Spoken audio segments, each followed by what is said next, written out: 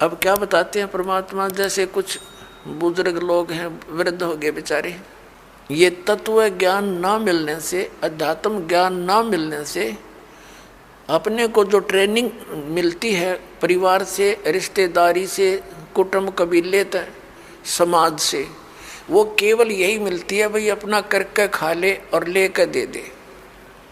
ये तो एक नेक पुरुष का कर्तव्य बनता है, ये तो फर्ज होना ही चाहिए। लेकिन इसके साथ साथ हमने भविष्य का जो करना था, वो परमात्मा की साधना, धर्म, पुण्य करने थे, वो ज्ञान के बिना वंचित रह गए। और वो ज्ञान मिले सतगुरु और संत से, तो परमात्मा कहते हैं आखिर तुझको कौन कहेगा गुरु बिन आत्म ज्ञान। ठीक है, समाज संसार में रहने की विधि तो आपको समाज के लोग बता ही रहे हैं, लेकिन आत्म कल्याण का जो मार्ग है वो संत ही बताया करते हैं। और संतों तक आप पहुंच नहीं पाते, क्योंकि आप उसी ऐसे समाज में ग्रप हो गए और उन्हीं विचारों से आप संतुष्ट हो गए कि इतना ही काम है। जब सत्संग में आवांगे पता चलेगा कि मनुष्य का और भी एक आवश्यक काम है जो हमने प्रारंभ नहीं किया। दास पहले गांव गांव में जाते थे, सत्संग करता था। एक गांव में दो भाई थे, एक ने उपदेश ले लिया था, एक उनके पिताजी थे, बहुत नेक आत्मा थे, लेकिन इस ज्ञान के अभाव से वो इन सत्संग आदि के नाम से बहुत खिंचते थे।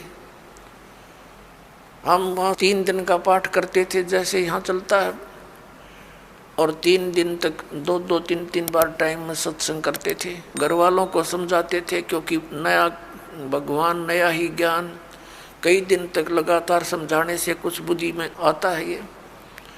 तो हम सत्संग कर रहे थे, उन घर वालों ने अपने सभी भाईचारे को कह दिया था कि हमारे घर में 3 दिन कोई भी हुक्का बीड़ी तम्बाकू का प्रयोग करने नहीं आवे, या घर में बीड़ी तम्बाकू लेकर भी नहीं आवे। तो क्या हुआ कि उनका बूढ़ा ऊपर चौबारे में, आंगन में, गर्मियों के दिन थे, ऊपर हुक्का भर कर बैठ गया दूसरे भाई अपने पुत्र के घर पे। हम सत्संग करते रहे। तो जब सत्संग समाप्त होने को हुआ, रात, पहले दिन सत्संग सुना दिन में, फिर रात ने सुना, तो अगले दिन वो रात्रि के समय सत्संग समापन हुआ, बूढ़ा नीचे आ गया। लगभग 70 वर्ष की आयु थी उसकी। अब वो आके हमारे पास बैठ गया जमीन पे, और उसकी पुत्र वधू ये सोच रही थी बूढ़ा पता नहीं क्या बोल लगा महाराज जी को, पता नहीं क्या कह देगा यू, क्योंकि इनने कभी ये काम देखे नहीं, और पता नहीं क्यों आ गया यू तो बहुत चिढ़ा करता है इन बातों से। वो बैठ के और आंखों में पानी भराया, रोने लग गया। मैंने पूछा क्या बात होगी बाबा, क्या बात है, क्यों रो रहे हो आप? ने बोला जी जो ज्ञान आपने सुनाया, ये बात तो आज तक हमने कदे सुनने को ना मिली। हमने तो लक्ष्मी चंद की रागनी सुनी हैं, और कोई सांग सिनेमे देखे, और मैं तो इतना मेहनती आदमी था। इन पुत्रा के 2-4 किले आवे थे, मैंने इनके 12 किले बना दिए। 12 एकड़ जमीन, 8 एकड़ और मोल ली मेहनत कर करके। और ईब मेरा क्या होगा, मैं तो 70 साल की उम्र होगी मेरी। अब मैं क्या करूँगा, क्या बनेगी मेरे साथ में? मैंने तो इस ज्ञान से सारी रात नींद आनी बंद होगी, और अब मेरा खाना पीना भी छूट गया। अब क्या बनेगा, मेरा क्या होगा? मेरी तो उम्र जाली। और उसकी पुत्र वधू भी वहीं बैठ की। बूढ़ा आज तो बहुत अच्छा बोला, और वह ध्यान से सुना कि जो क्या हो गया बुढ़े के एकदम। नो बोला जी क्या मेरा भी कुछ हो सकता है? मैंने कहा देखो विश्वास करो, विश्वास करो। अब जैसे कुएं होते थे पहले बहुत गहरे, और उनमें 100-150 फुट नीचा जल होता था। उसको निकालने के लिए एक लंबी नेजू हुआ करती रस्सी, बहुत मोटा, इतना मोटा रस्सा, और 150-200 फुट लंबा। और उसके बाल्टी बांध दी जाती थी और वो बाल्टी से पानी निकालते थे तो 100 फुट दूर तो खींच के ले जाते थे 2-3 जने और फिर बाल्टी से जल निकल आता था। तो मैंने कहा कि जैसे कुएं में बाल्टी जा रही हो और निज्जू हाथ से छूट गई रस्सी और वो तो जा रही है और भाग दौड़ के और उसको पकड़ने की चेष्टा कर ली यार, वो हाथ में आ जा लास्ट की 6 इंच भी ठहगी, लास्ट की गिरते गिरते अगर 6 इंच भी बची हो और हाथ में पकड़ी जावे तो क्या हो, वह बाल्टी भी बाहर आ जा और पानी भी साथ आवे, जल भी भरा होगा और बाल्टी भी मिल गई, कुछ भी ना गया। अरनू का जान देव तो जाए ली तो वो तो जा ही रही है, फिर तो पड़ गए कुएं में, हाथ से छूट गया मनुष्य जीवन। मनुष्य जीवन के अंतिम सांस में भी ये सत भक्ति आपको मिलेगी, आपको मनुष्य जीवन मिलेगा, ये गारंटीड बात है।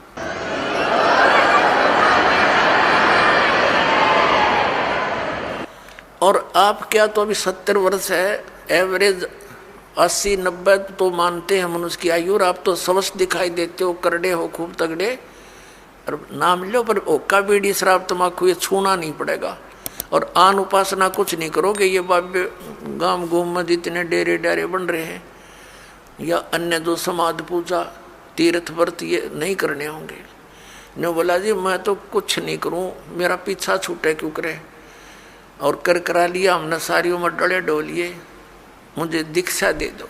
उसकी पुत्र वधू कहने लगी दादा ओके बहुत पीवे है तू, नाम लेकर हुक्का नहीं पीना। नो बोला तू देखिए तो एक बार, मन तो पता ही ना था इस बात का, आग लग गई सोके गए, फूकना मैंने मेरा गधा बनूंगा, कुत्ता बनू, ब्रांड मट्टी होगी। और संता के वचन है ये झूठे नहीं हुआ कर दे बेटी, तो पुण्यात्मा देखकर भाग जाएंगे बुढ़ापे में।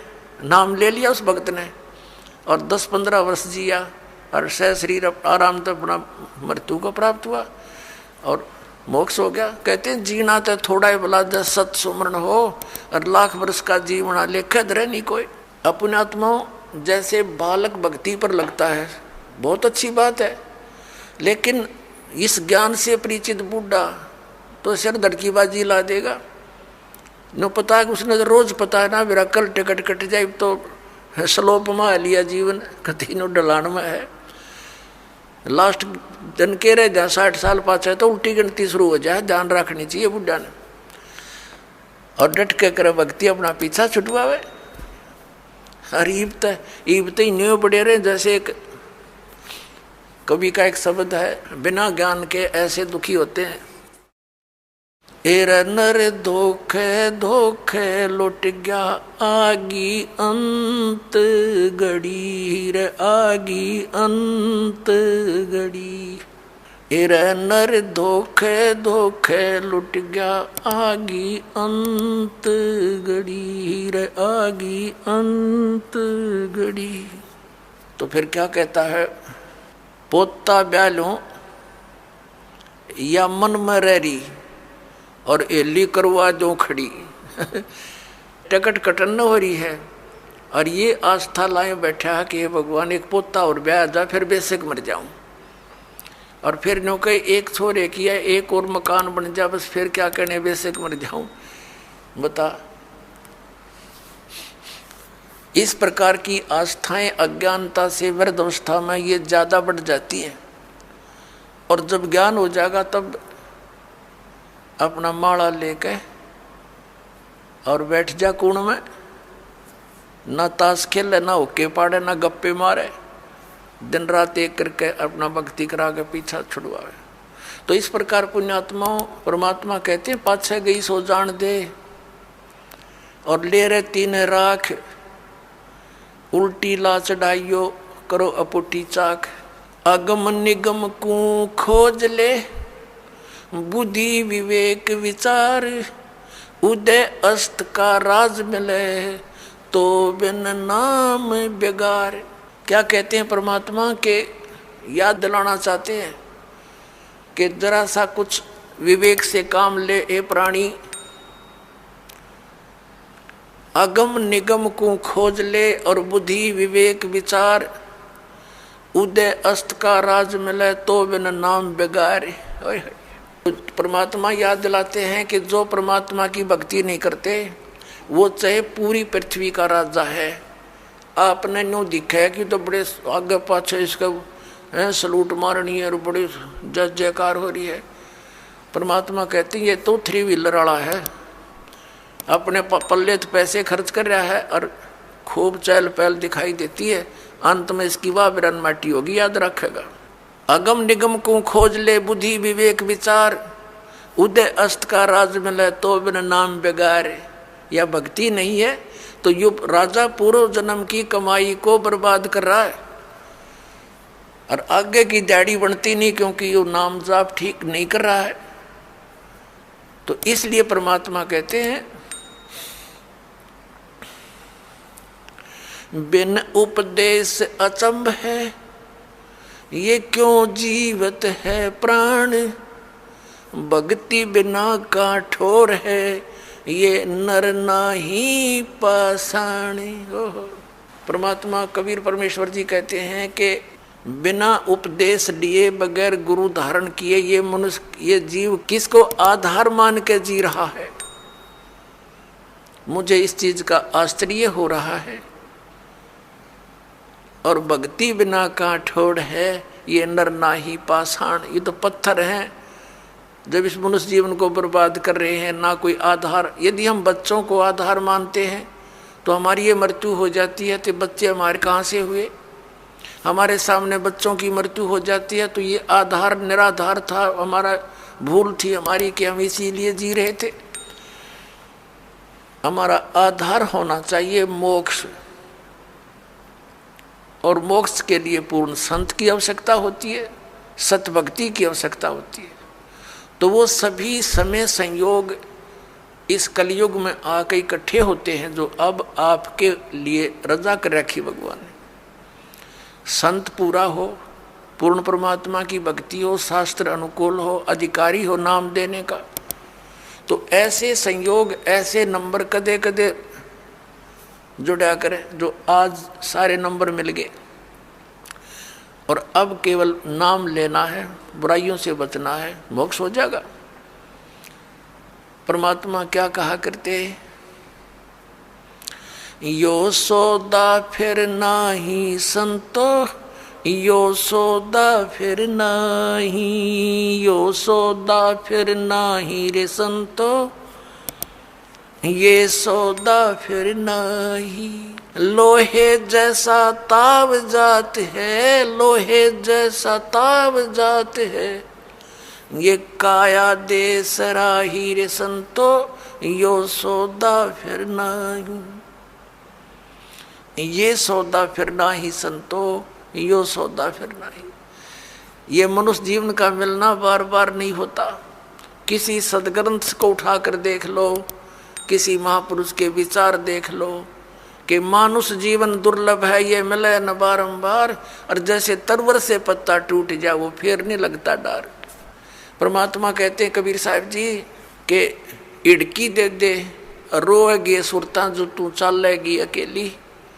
जिस परिवार के लिए तू सारा दिन केवल इस पशु जैसे कर्म में ही लीन रहता है, और जब तेरी मृत्यु होने का समय आ जाएगा, अचानक बीमारी भयंकर हो जाती है लाइलाज, फिर वो सोचता है कि अब मेरा क्या हो बनेगा भगवान, मेरे बच्चे रह गए, इनका क्या होगा। परमात्मा कहते हैं तू भक्ति कर, मेरी शरण में आ, तेरी आयु भी बढ़ाऊंगा, तेरे बच्चों की भी रक्षा करूंगा। इसलिए भगवान की खोज हम कर रहे थे, भक्ति कर रहे थे कि हमारा ऐसा बुरे टाइम में भगवान मदद किया करता है। तो परमात्मा कहते हैं तू मेरी शरण में आ, फिर लग ढंग से। कहते हिड़की दे दे रोएगी सुरता, आत्मा को कह रहे हैं जब तू चल रहेगी अकेली। जिस परिवार को अपना मान रहा था वो तो यहीं रह गया, तेरी बाँह पकड़ के ले जाएंगे यम के दूत। फिर नो क्या पछाड़ खा खा रोएगी तू आत्मा, क्योंकि तेरा कोई संभालने वाला होगा नहीं, तेरा भगवान परमात्मा साथ दे नहीं, क्योंकि आपने उसकी साधना की नहीं विधिवत। और यदि आपने सतभक्ति कर रखी है और आपका यहाँ से जाना भी तो है ही सभी ने, लेकिन मालिक आपके साथ खड़ा पाओगा जब कहेगा बेटा मेरे साथ, और यम के दूत दूर हो जाएंगे, न एक दूर कति 100 कोस दूर खड़े पाओगे। तो हमने उस दिन की भी अब थोड़ी सी चिंता करनी चाहिए जब संसार छोड़ कर चलेंगे।